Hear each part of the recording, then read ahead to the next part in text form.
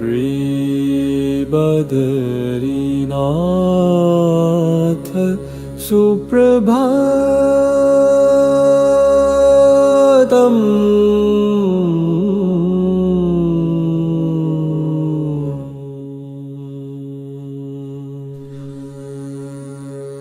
लक्ष्मीविलास नरसिंह गुणाकरेश वैकुंठ केशव जनार्दन चक्रपाणे भक्तार्तिनाशन हरे मधुकैटभारे भूयाद्वदर्यधिपते तव सुप्रभातम्। लक्ष्मी प्रसन्नवदना जगदाद्य शक्ति कृत्वाङ्गरागललितं सुमनोद्म्यवेशा संस्तौति शब्दमधुरैर्मुरमर्दनं त्वा भूयाद्वदर्यधिपते तव सुप्रभातम्। ब्रह्मा महेश गुरुकाव्य सरस्वती च सम्प्राप्य तुङ्गहिमशृङ्गमयी प्रदेशे संसेवयन्ति हि पदाम्बुजयुग्मकं ते भूयाद्वदर्यधिपते तव सुप्रभातम्। इन्द्रादयसुरगणाश्च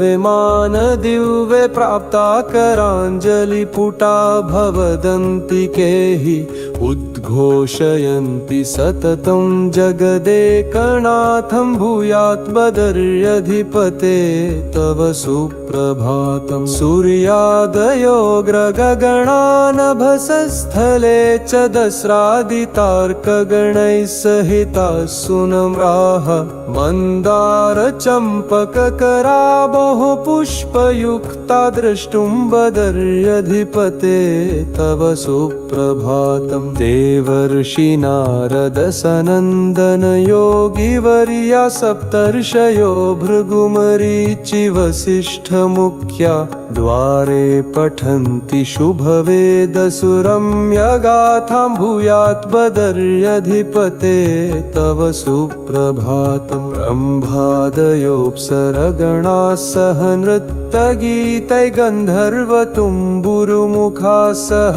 वाद्यघोषैः गायन्ति गीतसरसैरिह कीर्तिपञ्जं भूयाद्वदर्यधिपते तव सुप्रभातम्। श्रीशङ्करार्यमुनिमध्वमहायतीन्द्र रामानुजार्य प्रभुवल्लभदेशिकेन्द्र गाथा विरच्य निगमागमतत्त्वसारा नित्यं जगुस्तव यशो विमलं प्रभातम्। भास्वानुदेति विगता हिमशीतबाधा स्नात्वा च बहुनि सलिले खलु यात्रिणो हि नित्योपचारनिचया प्रभुदर्शनार्थं तिष्ठन्ति चत्वरमुखे तव सुप्रभातम्। हेमेषु राजतमयेषु घटेषु नीत्वा शीतोष्णतो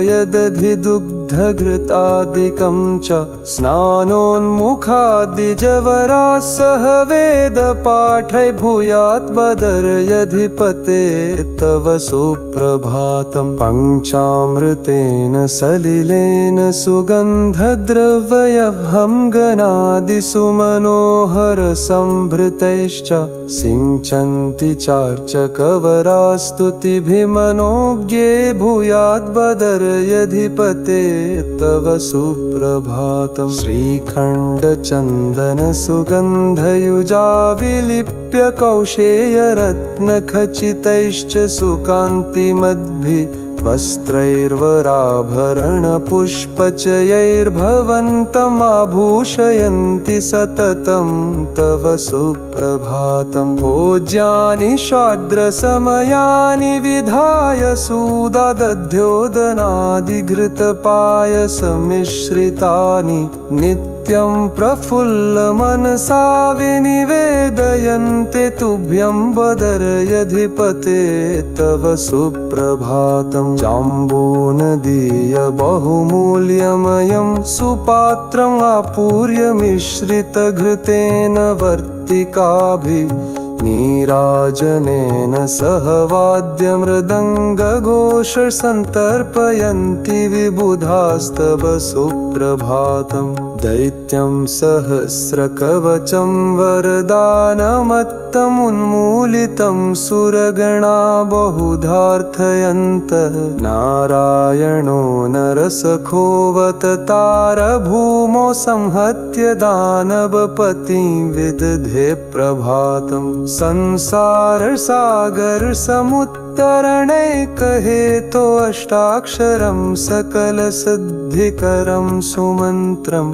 आहिश्चकार जगदभ्युदयस्य सिद्धे क्षेमाय मानवगुणस्य हि सुप्रभातम् यो वै हरिः कृतयुगे बदरीवनेऽस्मिन् तेऽपि तपो बहुजनस्य हिताय पिच्छम् शशीनिवास जतदिक्कदयेकसुमन्ध भूयाज्जनस्य सकनस्य सुप्रभातम् पल्लुन्दर हरिकरुणापसेतुं लक्ष्मीततिं सुरबुरं तयिमत्यमुत्ता नाजे बोधाति जवरो मोरनीतराच्युभद्रं करोतु सततं पदबीलिशाना एहि मुरलीकर शास्त्यानचितं श्रीबदरीनाथ सुप्रभातं सुमोरना।